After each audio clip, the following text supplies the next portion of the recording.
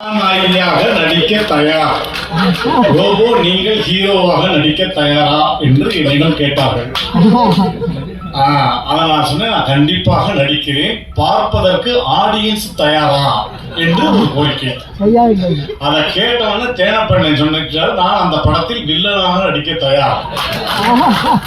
இந்த கூட்டத்தில் இருக்கும் ஒருவர் தயாரிப்பாளராகவும் தயார் என்று சொல்லிவிட்டார். கூடிய விரைவில் இங்கே நிற்கக்கூடிய கவிதா அவர்கள் சிறு மேக்கப்புகளை போட்டுக்கொண்டு நடுவிலே உட்கார்ந்து உங்களிடம் காட்சி தருவார்கள் என்று இந்த வேளையில் கூறுகிறேன். இந்த செய்தியா தலைப்பு செய்தியா வரலாம். படத்துடைய தலைப்பே கவிதா. தமிழக அரசுக்கு ஒரு கோரிக்கை, அவங்க இதெல்லாம் கேட்டிருக்காங்க. அதெல்லாம் நீங்க பார்த்து நீங்க எல்லாம் பரிசீலனை பண்ணுங்க. கவிதா டைட்டில் சொல்லிட்டாரு, கவிதா. ஓகே, அவங்க விட்டுருவோம். அடுத்து நம்ம விஷயத்துக்கு வரேன். முதல்ல ஜிபேடி இயக்குனருக்கு என்னுடைய மனமார்ந்த வாழ்த்துக்கள். உங்களுடைய நம்பர் கிடைக்கல சார், கிடைச்சிருந்தா குடும்பத்தோட படம் பார்த்த அடுத்த செகண்டு எந்நேரம் ஆனாலும் உங்களுக்கு ஃபோன் பண்ணி மிகப்பெரிய வாழ்த்து சொல்லியிருப்பேன். ஏன்னா நிறைய படங்களுக்கு மத்தியில் இப்படி ஒரு சின்ன படங்கள் ரொம்ப அழகான படங்கள் நம்ம தமிழ் இண்டஸ்ட்ரியில் இப்போ நிறைய படங்கள் வந்துகிட்டு இருக்கு. குடும்பத்தோடு இந்த ஜெய் பேபி பார்த்தோம். கண்டிப்பாக நீங்கள் போகும் இடம் வெகு தூரம் இல்லை. இந்த படத்திற்கான விருதுகள் நிறைய உங்களுக்கு காத்துக்கிட்டு இருக்கு. அங்கே ஊர்வசி மேடத்துக்கு கேப்டன் ஆஃப் த ஷிப்னு சொல்லலாம். கண்டிப்பாக அதற்கு ஒரு பெரிய கைத்தட்டல் ஜெய் பேபிக்கு. அடுத்து நம்ம அவருடைய படத்துக்கு வரேன். இந்த படத்துக்கு முதலில் என்னை இந்த மாதிரி ஆடியோ லான்ச் அப்படின்னு சொல்லி என்னை அழைச்சது என் உடன்பிறவாத சகோதரர்கள். எனக்கும் சரி, விமல் சாருக்கு, என் அன்பு மாப்பிள்ளை விமலுக்கு, எல்லாருக்குமே கோகுல் அண்ணன், தாமண்ணன், 2 கண்ணு மாதிரி. அவரை தான் ஃபஸ்ட்டு இன்வைட் பண்ணார். இந்த மாதிரி ஃபங்க்ஷன்றப்போ வந்துருங்க அப்படின்னு. ஆனால் கூப்பிட்டா கண்டிப்பாக எங்கேனாலும் வந்துடுவேன் அப்படின்னு. அதுக்கப்புறம் எங்கள் அண்ணன் வெங்கி என்னை கூப்பிட்டாரு. தம்பி எங்கே இருக்கீங்க அப்படின்னாரு. நான் எனக்குள்ள தானே இருக்கேன். தம்பி ரொம்ப தூரம் இல்லை, கொஞ்சம் பிரசாத் வரைய வந்துடுறீங்களா அப்படின்னாரு. என்னண்ணே அப்படின்னேன். இந்த மாதிரி ஆடியோ லான்ச் வச்சுருக்கோம், நீங்கள் வந்தீங்கன்னா கொஞ்சம் நல்லாயிருக்கும். சரிண்ணே, யாருண்ணே ப்ரொடியூசர்? சும்மா நம்ம கேட்போம் யார் டேரக்டர்னு. நம்ம பங்காளி தான், சுந்தர் பங்காளி தான் ப்ரொடியூசர். ஓஹோ, சுந்தர் பங்காளி இப்போ ஆஸ்திரேலியாவில் இருக்காரு. உங்களுக்கு எனக்கு எத்தனை வருஷம் பழக்கம் அப்படின்னேன். அது இருக்கும் தம்பி, ஒரு 25-30 வருஷம் பழக்கம். ஏன்னா இந்த படத்துல நான் நடிப்பேன்னு என்ன கூட ஒரு பல்லையாதே ஒரு செகண்ட்னா கூட நான் என் மாப்பிள்ளைக்காக நடிச்சு கொடுத்துருப்பேன். படத்துல 2 கேரக்டர் தான் தம்பி. ஒன்று விமல் சார், இன்னொன்று கருணாசன். 2 பேர் தான் படம் ஃபுல்லா.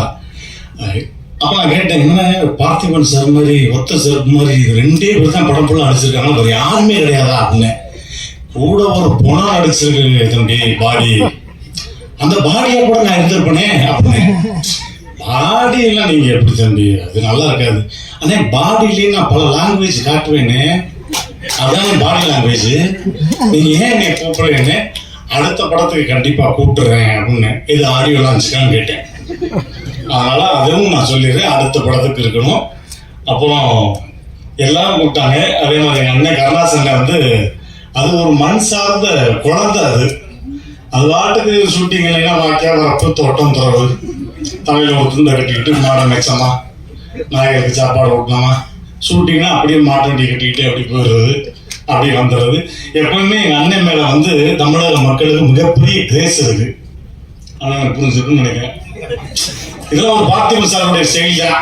அப்பப்போ நீங்க கை தட்டுவீங்கன்றதுக்காக டக்கு டக்குன்னு யோசிக்கிறேன்னா, எனக்கு கேமரா பிடிச்சிட்டு உட்காராதீங்க சொல்லிட்டேன். சில பஞ்சஸ் வரும்போது படக்கும் நீங்க பிடிச்சி கை தட்டு எனக்கு சந்தோஷமா இருக்கும். அப்புறம் முக்கியமா தயாரிப்பாளர்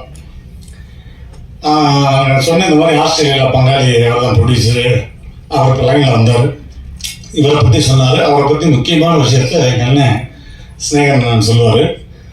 அவர் தமிழ் வராதுன்னு சொல்லி ரொம்ப அழகாக தமிழில் ரொம்ப சிறப்பாக சொன்னார். கண்டிப்பாக நியூசிலாந்து உங்களுடைய கனவுகளோடு எங்களுடைய கலைத்தாய் உங்களை இழுத்துட்டு வந்திருக்கானா, நீங்கள் போகும் இடம் வெகு தூரம் இல்லை, இன்னும் நிறைய உயரம் இருக்கு உங்களுக்கு.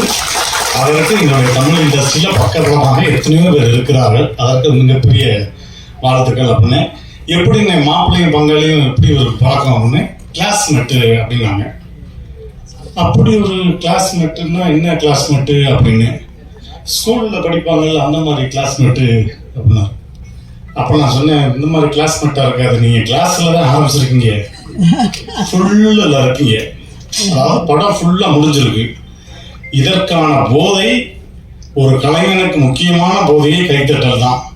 அந்த கைத்தட்டலும் என்னும் போதை கூடிய விரைவில் இந்த படத்துக்கு வரும், அப்படி நீங்கள் என்ஜாய் பண்ணுவீங்க அப்படின்னு ரொம்ப சந்தோஷப்பட்டாப்புல. கடைசியாக இப்போ மாப்பிள்ளைக்கு வர்றேன். மாப்பிள்ளை சும்மா பேசினாலே காது கேட்காது, இதுல உடம்பு வேற சரியில்லையா? இல்லைங்க, எனக்கு ஒரு மன வருத்தம், எல்லாரும் கூப்பிட்டீங்க, என் வீட்டில் நல்லது கேட்டதுன்னா முதல்ல என் மாப்பிள்ளை நிற்பாப்புல, மாப்பிள்ளை வீட்டில் நல்லது கேட்டதுன்னா முதல் ஆளாக நான் நிற்பேன். இப்படி ஒரு ஆடியோ லான்ச்சுக்கு வந்து மாப்பிள்ளை இந்த வரைக்கும் இந்த செகண்ட் வரைக்கும் கூப்பிடாம இருக்காருங்க அப்படின்னு அவர் சொன்ன ஒரு பதில், உன் வீட்டு ஃபங்க்ஷனுக்கு உன்னை இன்வைட் பண்ணணுமா அப்படின்னாரு. அப்படியே பாரதிராஜா படம் மாதிரி அச்சலா அச்சலா அச்சலா நடிச்ச மாதிரி இருந்துச்சு. அது மாதிரி இது எங்களுடைய வீட்டு குடும்ப விழா, அதுக்கு அழைப்புதலே தேவையில்லை, சரி பேசிக்கலாமே அப்படின்னு ஃபோன் பண்ணலாம். கவிதா மேடம் சொன்ன மாதிரி தான், அவர் நார்மலாக பேசினாலும் நான் நிறைய முறை சொல்லியிருக்கேன் உங்களுக்கு. மாப்பிள்ளை எங்கே இருக்கீங்க? என்ன அந்த அங்கெல்லாம் போயிட்டு இருக்கோம் இல்லை,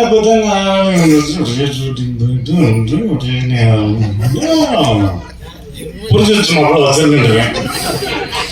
இப்ப இவருக்கு உடம்பு வேற சரியில்லைன்னா சும்மாவே என் வாயை தூக்கி அவர் காதல வைக்கணும், இப்ப என் உடம்பையே தூக்கி அவர் காதல வைக்கணும். ஆனா மாமா காலையில உடம்பு